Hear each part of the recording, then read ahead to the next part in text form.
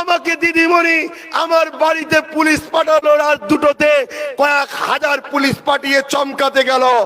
আজ আমি জানিয়ে দিই মঞ্চ থেকে, যারা আমাকে চমকাতে গিয়েছিল আজকে আমার আল্লাহ তাদের ঘর ভেঙে চমকে দেখিয়ে দিচ্ছে। এ জালিম থাকবে না, এ জালিম সরকার থাকবে না। হাজার হাজার এতিমের বদদুয়া আছে, আমফানে গরিবদের বদদুয়া আছে। এ সরকার থাকবে না, কেননা হাজার হাজার মিথ্যা লোকের নামে কেস দিয়েছে, ওই গরিব নিরীহ ছেলেদের বদদুয়া আছে। অতএব সরকারের পাশে যে বাঁচাতে যাবে তাও ধ্বংস হবে, সেও মরবে, এ সরকারের সাথে সেও ডুববে। ঠিক না বেঠিক? আজ বলা হচ্ছে আব্বাস সিদ্দিকী যা করছে বিজেপি চলে আসবে। আমি জানতে চাই বিজেপি চলে আসবে না চলে এসেছে?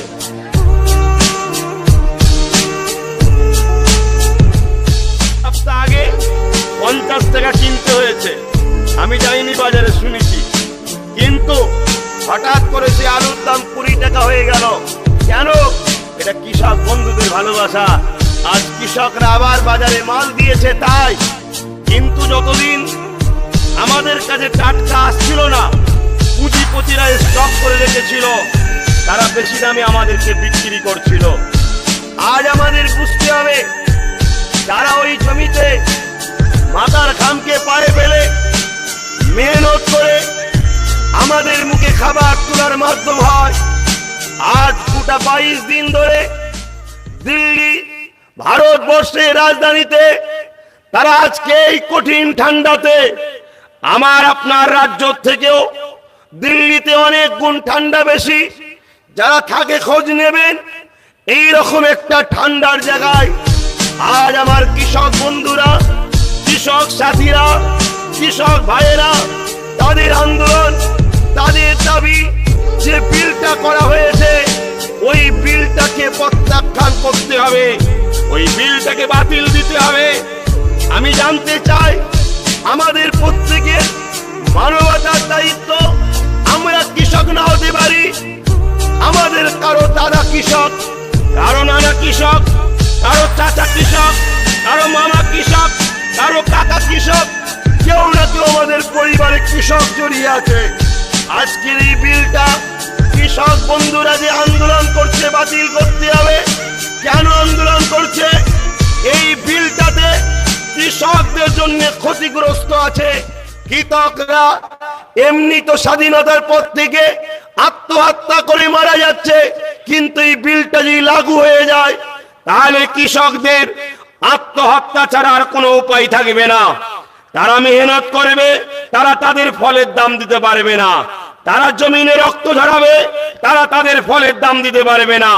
তারা এমন করে ভোরবেলা উঠে জমিনে গিয়ে মেহনত করবে, তারা তাদের ফলের দাম দিতে পারবে না।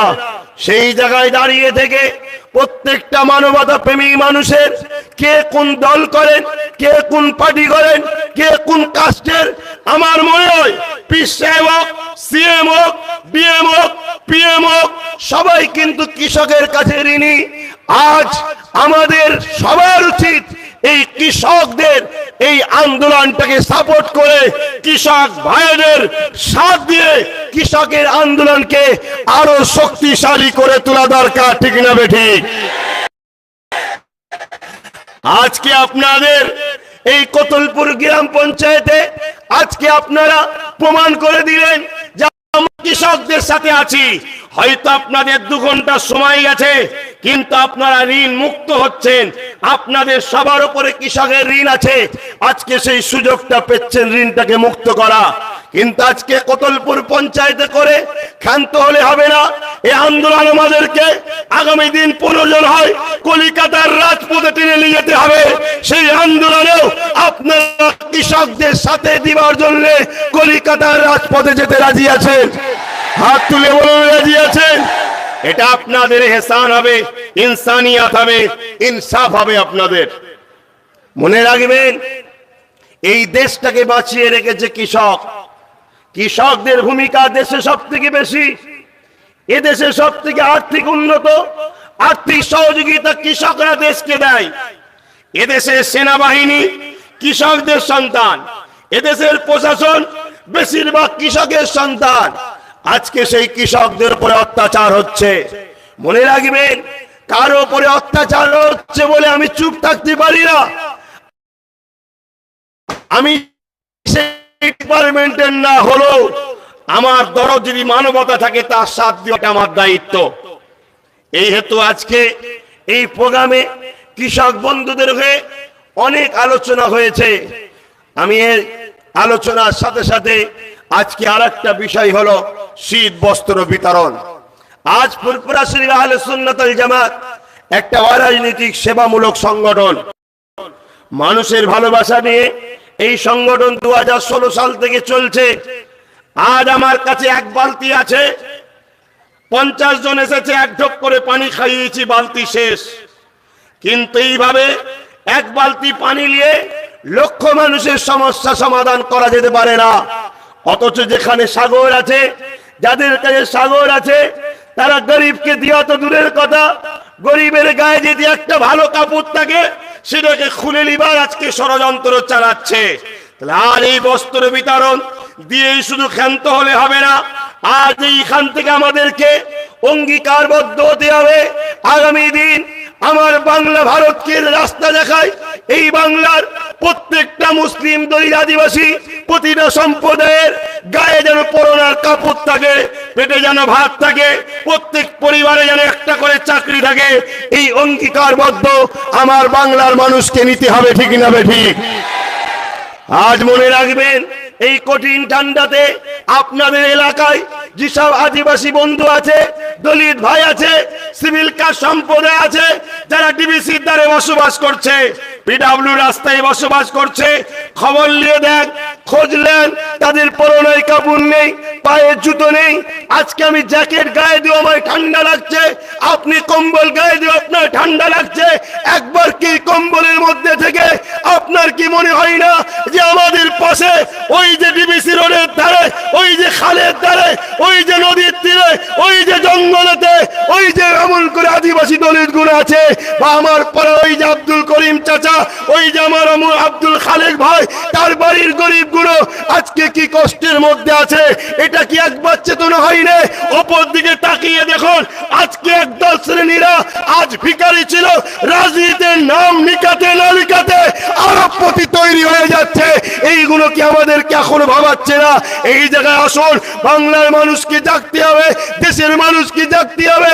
আমরা সবাই ঐক্যবদ্ধ হয়ে, কে মুসলমান, কে হিন্দু, কে দলিত, কে আদিবাসী, কে মতুয়া, আমরা না দেখে আমরা গরিব এক মুঠো হই।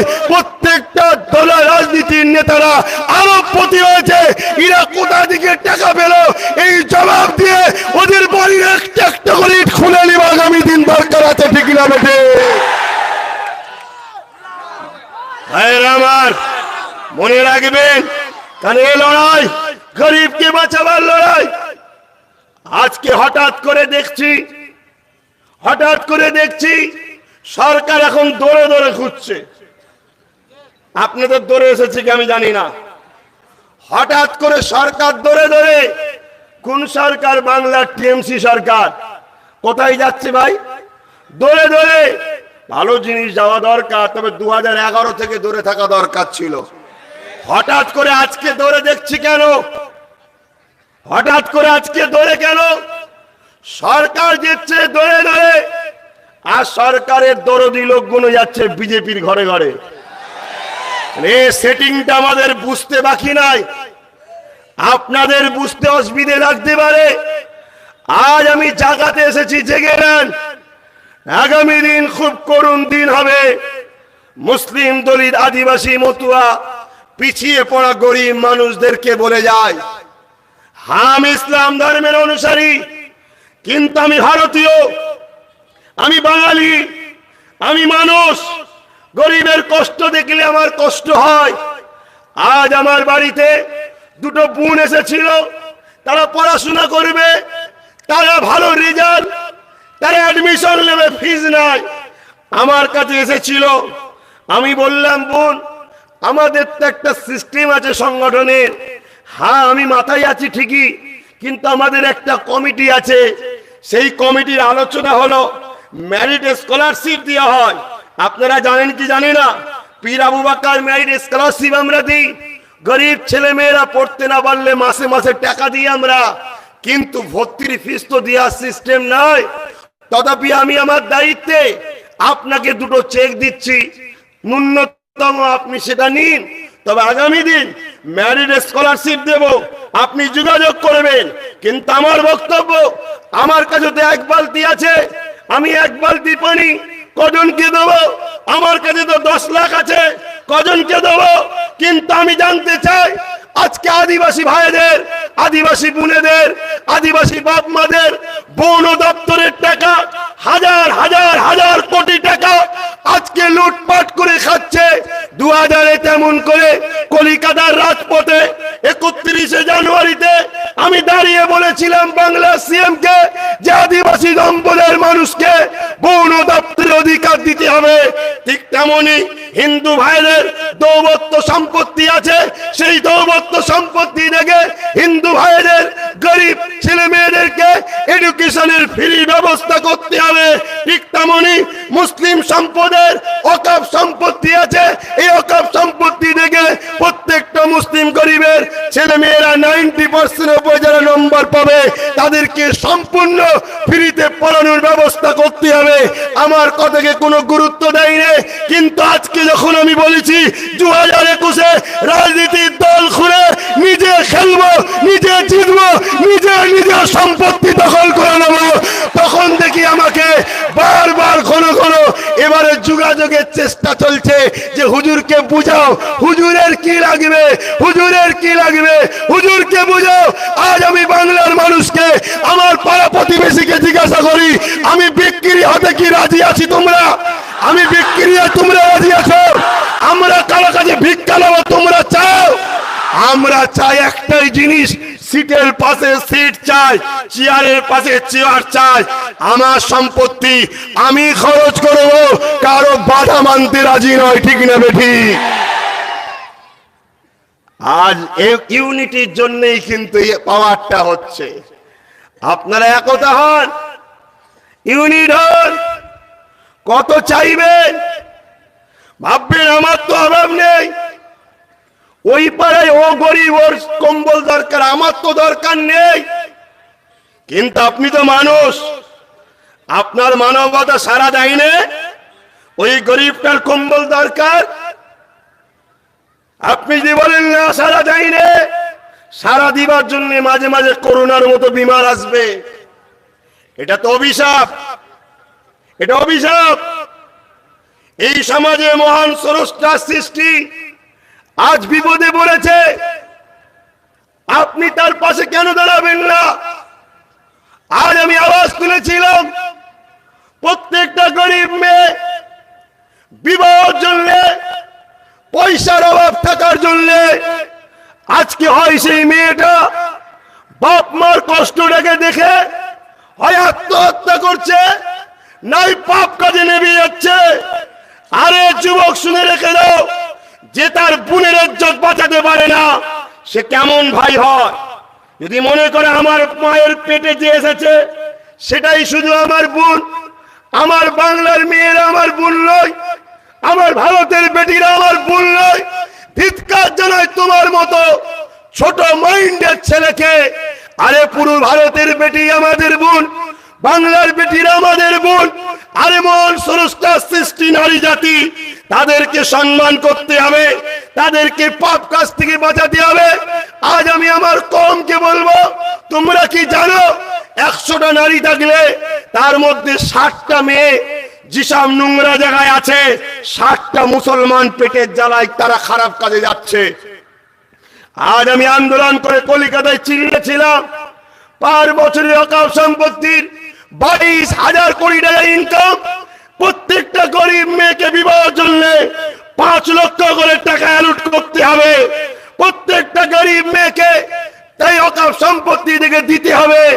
গুরুত্ব দেয়নি, কোনো কথাকে কর্ণপাত করেনি। এই সময়ে আমি চিন্তা করলাম কাউকে গুরুত্ব দিতে হবে না, চলো দেশ যখন আমায় অধিকার দিয়েছে, ধর্ম যখন আমায় বাধা দেয়নি, আমি নিজে রাজনীতির প্ল্যাটফর্ম তৈরি করে নিজে লড়বো, প্রার্থী দেবো, নিজেরা জিতবো, নিজেরা সিট তৈরি করে ওখানে বসবো, বসে নিজের সম্পত্তি কেড়ে নিয়ে ওই গরিব মেয়েদের বিবাহ, তাদের পড়াশোনার ব্যবস্থা তৈরি করব। এই কাজে কি আপনারা আমার সাথ দিতে রাজি আছেন? বন্ধু আমার, ভাইয়েরা আমার, কাউকে দিতে যদি নাও পারি, কেড়ে যদি এনে দিই, ওটা একটা মহান কাজ হয়। আজ বড় দুঃখ, যখন আমি এই চিৎকার দিচ্ছি, সমাজে একটা কথা উঠছে, বিজেপি চলে আসবে। বলছে না, বলেন? আমার অনেক কিছু বলার ছিল ভাই, সময়ের দিকে চেয়ে ডাইরেক্ট বিজেপিতে চলে এলাম। কথা বুঝছেন না? কেন এই কথাটা বাজারে খুব চলছে, বিশেষ করে এটা আলোচনা হচ্ছে কোথায়? মুসলিম পাড়ায়। কোথায় হচ্ছে? মুসলিম পাড়ায়। অন্য জায়গায় আলোচনা হয়নি। কেন অন্য জায়গায় আলোচনা হয়নি আর মুসলিম পাড়াতে কেন হচ্ছে বুঝতে বাকি আছে? শোনেন, পকেটে দুই ধরনের টাকা থাকে, নোট থাকে আর খুচরো থাকে। জানেন তো নাকি? নোট গুলো হচ্ছে বড় বড়, যে কোনো বিজেপিতে যাচ্ছে যাক, খুচরোটা যেন আমার কোলে থাকে। আর কেউ বলেছিল আমি কাঁচকলা খাবো। কথা বুঝছেন না? অ্যাকচুয়ালি কাঁচকলা নয়, খুচরোটা নেবার জন্য এই কাজ করছে। কথা বুঝছেন তো নাকি? অ্যাকচুয়ালি বারবার যখন আমি আন্দোলন করি, বারবার যখন গরিবের কথা বলি, বারবার যখন দলিতদের কথা বলি, বারবার যখন আদিবাসীর অধিকারের কথা বলি, বারবার যখন মতুয়া ভাইদেরকে বুঝাই যে আপনাদের ঘরে কেউ নাগরিকত্ব দেবে না, নাগরিকত্ব পেয়ে গেলেই তো আপনারা কাউকে ধরা দেবেন না, তাই নাগরিকত্ব কেউ আপনাকে দেবে না, আপনাকে নাগরিকত্ব ছিনিয়ে নিতে হবে। আর নিতে গেলে আপনাকে দল তৈরি করতে হবে। যার দল নেই তার বল নেই, তাই দল তৈরি করুন, পার্টনারে খেলুন, আপনিও ক্ষমতার দখলে বসুন, দেখবেন আপনার সার্টিফিকেট আপনি আপনি হয়ে যাবে। ঠিক না বেঠিক?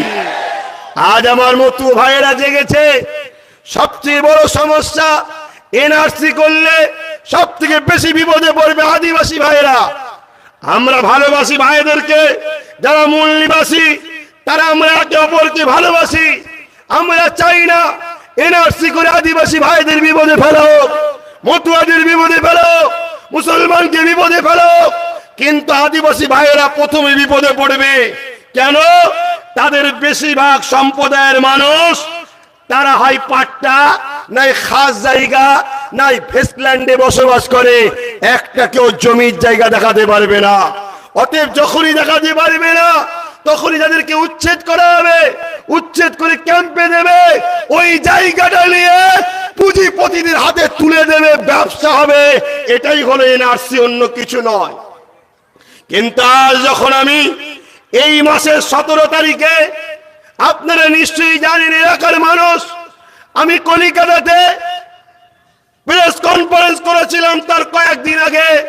সেখানে বাংলার অভিভাবিকাকে বলেছিলাম, আপনি বর্তমান দায়িত্বে আছেন, আমাদের চাপ হবে আপনার উপরে। আমি আপনাকে জানাচ্ছি, আপনাকে 3টে কাজ করতে হবে।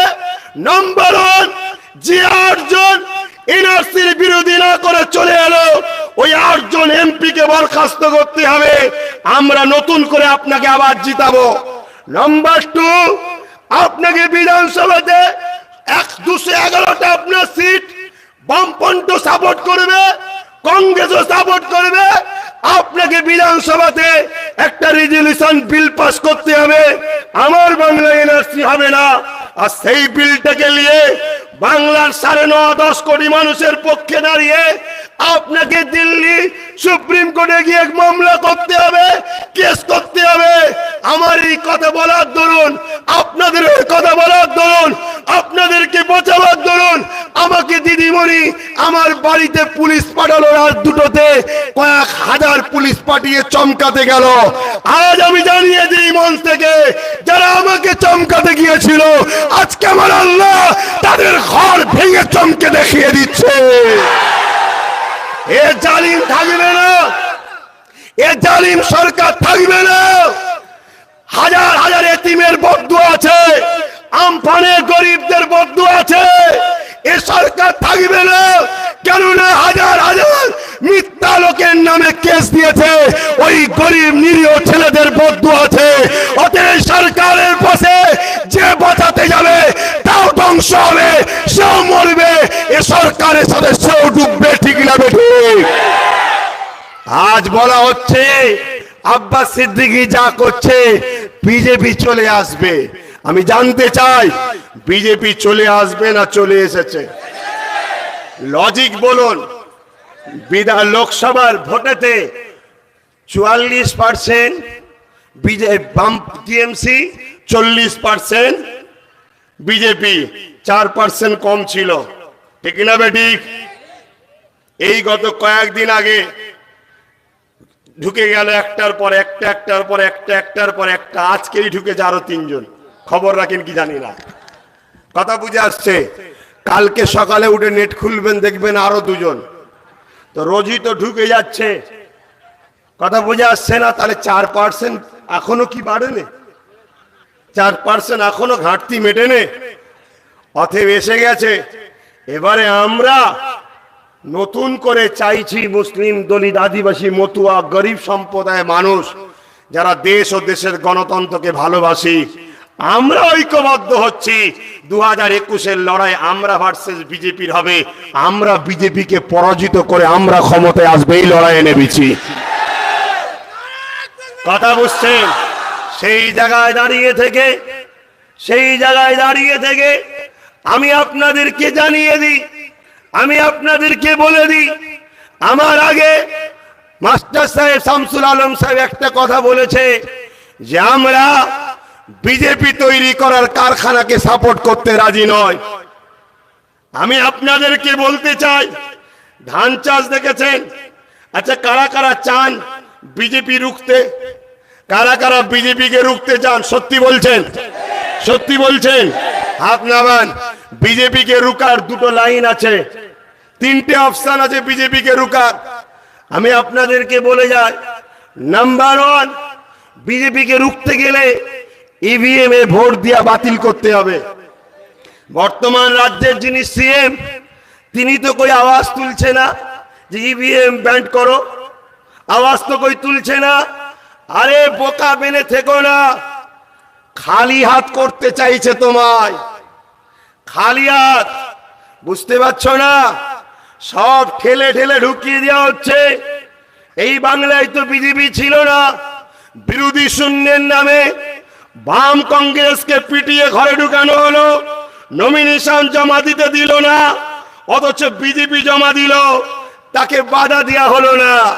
যারা প্রকৃত টিএমসির জন্ম দিয়েছিল, যারা টিএমসি কে বাঁচিয়ে রাখতে পারত, যারা যতদিন ছিল ততদিন বিজেপির ঝান্ডা তোলাবার ক্ষমতা ছিল না আপনাদের এলাকায়, তাদেরকেও মেরে ঘরে ঢুকিয়ে দেওয়া হলো যাতে করে বিজেপির বেরোনোর সুবিধাটা হয়। এখনো চোখ খুলছে না? এখনো কি বিবেক খুলছে না যে বিজেপিকে আনা হচ্ছে দাওয়াত দিয়ে? বিজেপির আসার সময় আমি যেমন আসছিলাম, রাস্তা পরিষ্কার করে আমায় ঢুকালেন, ভেতরে প্রবেশ করতে দিলেন, তেমন বিজেপি বাংলায় আসবে, কোন রকম বাধা না আসে, কোন রকম ডিস্টার্ব না হয়। সমস্ত রাস্তা পরিষ্কার করার জন্য 10 বছর আগে টেন্ডার দেওয়া হয়েছিল টিএমসি নামক পার্টিটাকে। টেন্ডারের কাজ শেষ হয়েছে, আস্তে আস্তে সব ঘুরিয়ে বিজেপিতে ঢুকাচ্ছে। এটাই হচ্ছে বিজেপির পলিসি, অর্থাৎ টিএমসি মানে বিজেপি, এটা কোনো সন্দেহ নেই। অতএব ডাইরেক্ট বিজেপি আজকে টিএমসি মানে বিজেপি, এতে কোনো সন্দেহ নেই।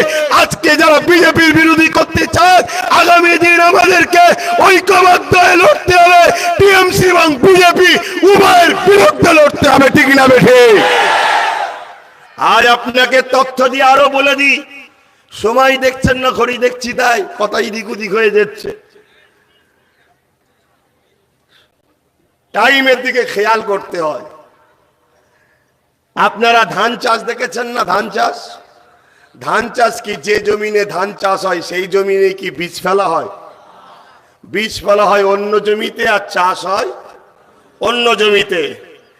বীজ যে জমিতে ফেলা হয় ছোট জায়গায়, সেখানে কিন্তু বীজটা যখন বড় বেশ একটু মোটা তাজা হয়ে যায়, তখন তুলে নিয়ে এসে কিন্তু অন্য জমিতে চাষ হয়। অর্থাৎ টিএমসির জমিনে বিজেপি চাষ হয়েছে, আর এখন বিজেপির জমিনে তারা বড় হয়ে এসে এবারে ফল ফলাবে। কথা বুঝে আসছে না? কিন্তু আমাদের ঘরে এরা বোকা এখনো বানাচ্ছে। কথা বুঝে আসছে? দুয়ারে দুয়ারে সরকার চলে গেছে, যাচ্ছে যাক, 5,000 টাকায় 10,000 টাকায় ইন্দিরা আবাসনের ঘরে বিক্রি হয়ে যাবেন না। যদি বিক্রি হয়েছেন মনে রাখবেন 21-এর পরে আপনাকে নিয়ে যে রাখবে ক্যাম্পে, আর আপনার ঘরে বাস করবে অন্যজন। কথা বুঝতে পারছেন?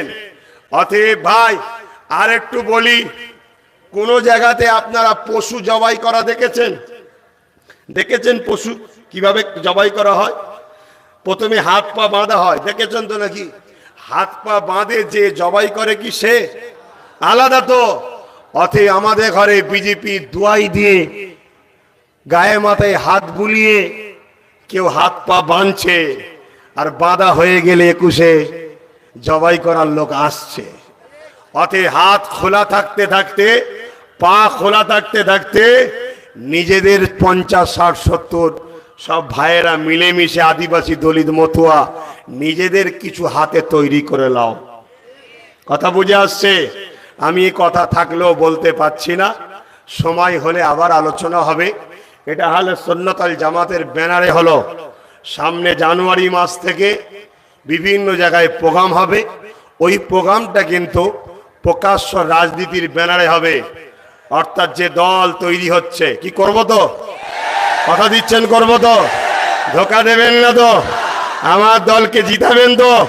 আমার দলটা কি আপনাদের দল নয়?